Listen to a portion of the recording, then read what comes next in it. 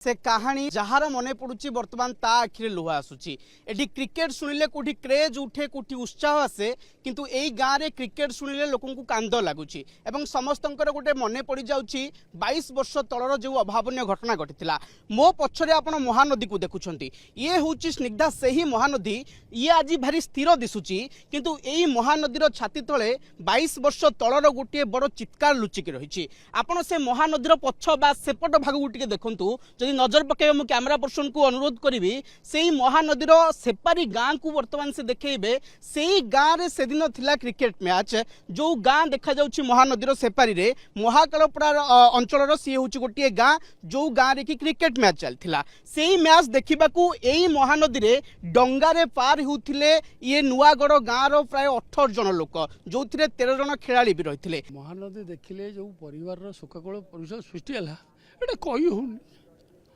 मन पड़े नईकूल मन बहुत दुख लगुच बाकूल शुणिला जगतसिंहपुर जिलार समस्त लोक जो डंगा बढ़ीगला से आसिक समस्त ये बंध सारा सब जगह लोक एकदम जिलार सब लोग पलि आसते केत डेड बॉडी उठब चलीगला निखोज हो मैंने कई जन उद्धार होते पहरा फहरा शिखिक डंगा चलला से माने जो उद्धार होते से माने आसिले से माने साइलेंट पचारे से किसी कही पार था थरु था पड़ी खाली कही पार था जे सब सांग मैंने अन्य मैंने चलीगले। तेणु एमती टाइप परिस्थिति सृष्टि है नुआगढ़ गाँव में जे खाया पीया सब बंद रहा। ता परदिन संध्या बेलू डेड बॉडी उठिला सब लोग आसी पहुँचती डॉक्टर फक्टर सब आसिले फायर बाला आसिले सम देखिले खोजाखोजी चलला कौन प्रकार मिलले ना जो जुआर छाड़ है तापर ऑटोमेटिक भासिक एठू सेठू सेठू 3 जन पिला गोटे जगार धराधरी होकर मरीज से सब डेड बॉडी गोटे गोटे जगह बाहर सब जगह जो आसला से जो परिस्थिति माने धैर्य धरी हो कही भी हो 22 वर्ष घटना जिते मन पड़ुची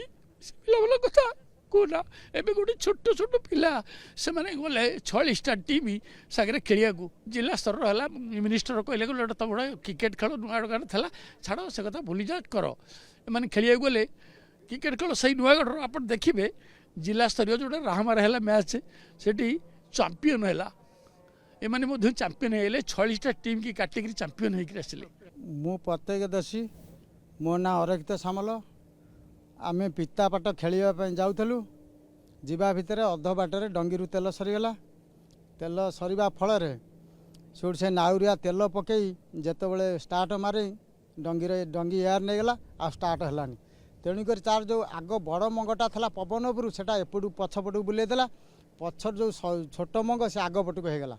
तेणुक पानी सब नहटा बाड़े पानी पुरेला पानी पुरे भर जो नाउरिया कहला ओल्हे पड़े जो मैंने पहरा शिखिच आम सब ओल्हे पड़ू ओल्हे पड़ा भितर आस्ते आस्ते डंगी तलू गला भितर सब आम पहरिया लगिलु पहरिक मुझे कि बाट आसी मुनेला बेलू पछरे खाली चित्कार रड़ी बचाओ बचाओ बचाओ बचाओ से कथा एबे भी मन पड़ा बेलू मो आत्मा कांदुच तापर मु आस्ते आस्ते आस्ते पहरिक आइली मु किंतु आज्ञा पानी पेटे पी जाए आ मत 3 दिन पानी पीवा मत पड़ानी। ए महानदी आज भी स्थिर अच्छे किंतु से स्थिर पानी भितरे 22 वर्ष तलर गोटे चित्कार लुचिक अच्छे। से दिन भी आज भली दिन थिला हेले से दिन हस खुशी सबको ए महानदी निज गर्भरे चापी देथिला आ 13 जन को निज गर्भरे विलीन कर देथिला।